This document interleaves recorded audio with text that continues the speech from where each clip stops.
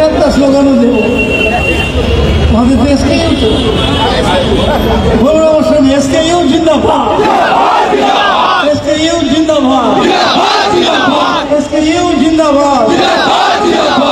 আরেকটা জিনিস বলবো, ইলেকট্রিক সাপ্লাই জিন্দাবাদ।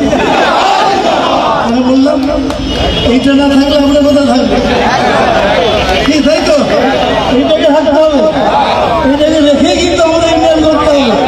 আর প্রতিবারই আমাদের কিছু কিছু করে বাঁচতে হবে। আমরা কেন সমাজে, এই সমাজেতে দেখা যাচ্ছে যে জিনিসের দাম এমন বাড়ছে, মানুষের নামিশ্বাস উঠে যাচ্ছে, ছেলের মাইনে দিতে পারছে না, স্কুলের মাইনে মেনে দিতে পারছে না, ওষুধ দিতে পারছে না, এত ওষুধের দাম।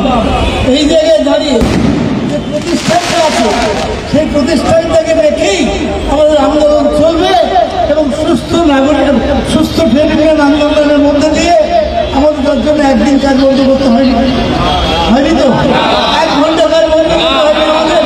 আমরা এইটাই চাই, আমাদের মুখ্যমন্ত্রী এটাই চাই। আমি সকালবেলা গিয়েছিলাম একটা সিনার্জিতে সমস্ত ম্যানেজমেন্ট ছিল, আমরা ছিলাম, আমাদের চিফ সেক্রেটারি ছিলেন এবং এমএসএমই মিনিস্টার তো ছিলেনই, সেক্রেটারি ছিলেন। সেখানে কথা হচ্ছে যে আমরা কাজের পরিবেশ তৈরি করে দেবো এই বাংলায়, যাতে করে সমস্ত ব্যবসায়ীরা আমাদের এখানে ব্যবসা করে। 1,36,00,000 মানুষ এমএসএমইতে কাজ করে, ভাবতে পারছেন? 1,36,00,000 মানুষ আরও বাড়াবার জন্য এই মিটিংগুলো চলছে। ঠিক তেমনি আমরা প্রতিষ্ঠান বিরোধী নই, প্রতিষ্ঠানের কোনো কোনো ব্যক্তি যদি শ্রমিক বিরোধী হয় তার বিরুদ্ধে আমরা প্রতিষ্ঠানের বিরুদ্ধে নই, প্রতিষ্ঠানকে রেখেই আমাদের চলতে হবে এবং সেইটা এসকেইউ বারবার প্রমাণ করছে। আজকে নয়, আমার দেখতে দেখতে অনেকগুলো এগ্রিমেন্ট হয়ে যাবে, তাই তো? আমার তো মনে পড়ে আমরা মান্যতার ইলেকশনে প্রথম বছর আমি 2.5% ভোট দিয়েছি। আর আজকে গর্বের সঙ্গে বলতে পারি, অহংকারের সঙ্গে বলতে পারি, শ্রমিকদের ভালোবাসায়, কর্মচারীদের ভালোবাসায় আজকে আমরা 98%।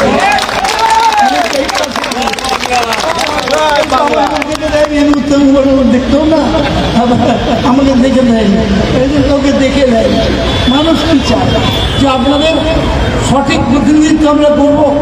এক, নিজেকে এই সুযোগ নিয়ে ব্যক্তিগত লাভ লোকসানের দিকে যাব। আমার ব্যক্তিগত লাভ নিয়ে তো এখান থেকে আমরা তার জন্য ইউনিয়ন করি না।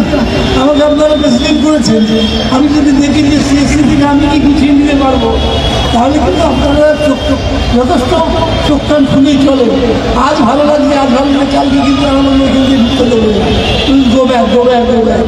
এটা ন্যাচারাল সত্য, জীবন প্রত্যেকটা মানুষের জীবনের সত্য।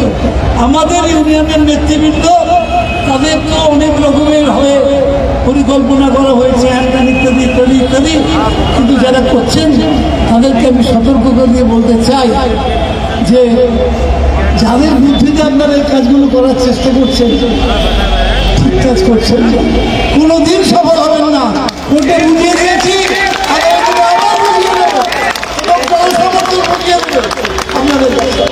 আমরা একটা এগ্রিমেন্ট করেছি। এগ্রিমেন্টে আমি সংক্ষিপ্তভাবে বলবো, বাকি লাস্টের ফুল ওরা বলবে। আমার সকাল থেকে অনেকগুলো কাজ করেছি, আর পরে আমাকে অনেক দূর যেতে হবে। একটা সেমিনার ছিল, একটা সরকারি মিটিং ছিল, এরপরে আমি এখানে এলাম। এখান থেকে আমাকে অনেক দূর যেতে হবে, অন্য জেলায় যেতে হবে। এই জন্য আমি দীর্ঘ সময় নেব না। Basic increased by 16%.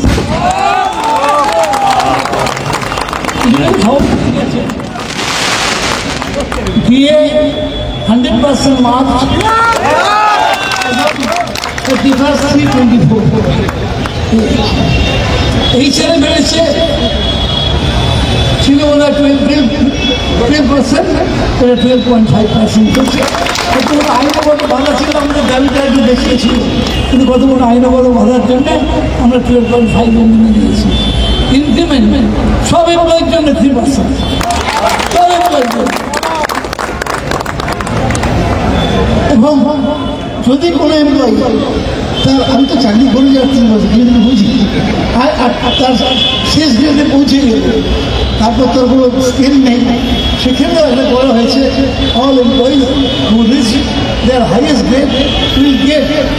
additional increment after 4 years. তাকে একটা থেকে ভালো একটা ব্যাপার আছে, সেটা হচ্ছে আমার মেডিক্লেম যারা রিটায়ার্ড এমপ্লয়ি, আমাকে বহু লোক বলেছে, আমাকে ফোন করেছে অনেক লোক, আমরা রিটায়ার আমাদের অমুক হচ্ছে না ইত্যাদি ইত্যাদি।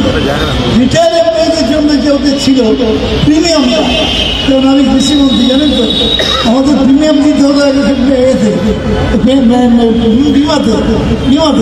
মুখ্যমন্ত্রী মমতা বন্দ্যোপাধ্যায় বললেন সেই কি কথা, কৃষকরা কোথেকে না বাংলা শস্য নিয়ে কি করলে প্রিমিয়াম দেবে, গরিব লোকগুলো কাউকে প্রিমিয়াম দিতে যাবে না, সব আমরা দিয়ে দেবো। সরকার এখন সমস্ত কৃষকের সব চাষের জন্য বিমা দিয়ে দেয়, এবং এটাও শুনতে দিন, এটা ভারতবর্ষের কোথাও নেই, এখন তো বাংলাদেশ আছে। যাই হোক, তাহলে আপনাদের রিটায়ার্ড এমপ্লয়ি তারা যাদের প্রিমিয়ামটা ছিল 20% কমিয়ে ওটা আমরা 10% করে দিয়েছি। 6 year all employee will get an increment of 6 বছর এখন পৌঁছে গেলে 5 বছর কমপ্লিট করে তখন একটা ইনক্রিমেন্ট হবে 1.226%। তো আমরা চেষ্টা করেছি আসলে যে উল্লাসটা, এই উল্লাসটা আগে আগে একটু করে দিয়েছে, এই উল্লাসটা সেভাবে হয়নি, মানে শোনার পরেছে তখন এগুলো সব অনেকেই জেনে গেছে বলে ঠিক আছে। যাই হোক, একবার করে হাঁ করে চিৎকার করে বলবো আপনারা খুশি হয়েছেন? পরিবারের সকলের সুস্থ থাকার একমাত্র ঠিকানা কাঁচরাপাড়া পলিক্লিনিক বা নাইট অ্যাঞ্জেল নার্সিং হোম। কেনাকাটার একমাত্র ঠিকানা আগমনী বাসন্তী।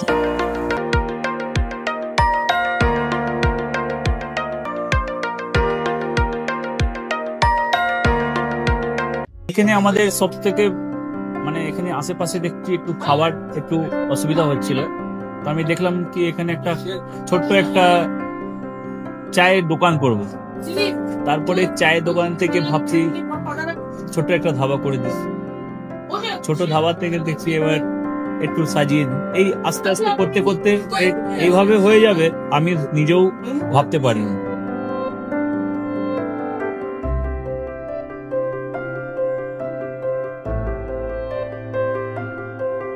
ব্যবহারের জন্য আমাদের এখানে কার পার্কিং থেকে নিয়ে গেস্ট খাবার থেকে নিয়ে বাড়ি, এরকম কিছু ব্যাপার যদি থাকে তো মানুষকে বাড়িতে আমরা সার্ভিস দিতে পারবো, এইভাবেও আমরা চেষ্টা করি।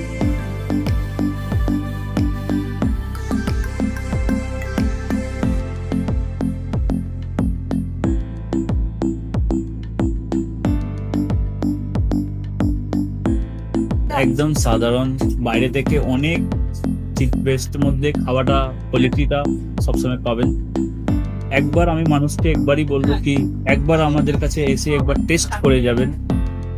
দুপুরবেলা থেকে আরম্ভ আমাদের খাওয়া, থালা, বেঙ্গলি থালা, চাইনিজ ফুড সবই আছে, একবার এসে টেস্ট করে যাবেন।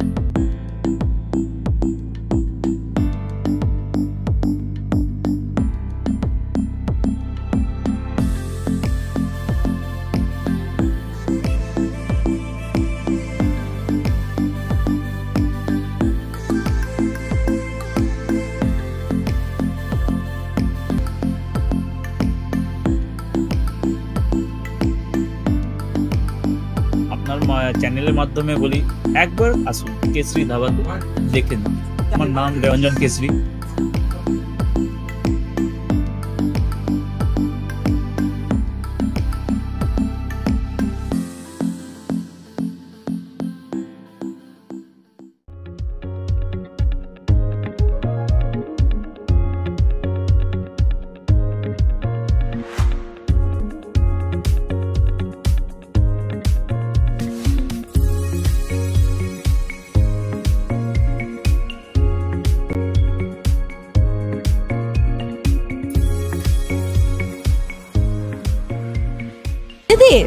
রান্নাঘরকে আরো অত্যাধুনিকভাবে সাজাতে সমস্ত কিছু পেতে চলে আসুন নৈহাটি গৌরীপুর চৌমাথা বাজার কেশরী লাইট হাউস।